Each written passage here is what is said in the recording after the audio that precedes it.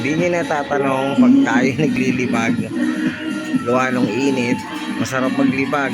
Di nyo ba alam kung ano yung naiipon ko sa kakukuskus ng katawan? Nakakakuha ko ng mga libag, iniipon ko. Ito na siya. Kadiri man sa patingin, okay lang. Yan ang libangan ko kapag pawis na pawis ako at malagkit ang pawis ko. Naghihilod ako. Gaya nito. Ayan, o. Gusto ko lang pasalamatan yung mga Naghihilod ako hanggang laig. Kasi makikita ka, ayan, o.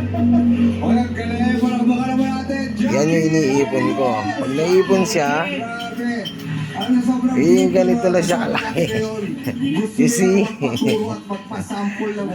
Thanks, guys.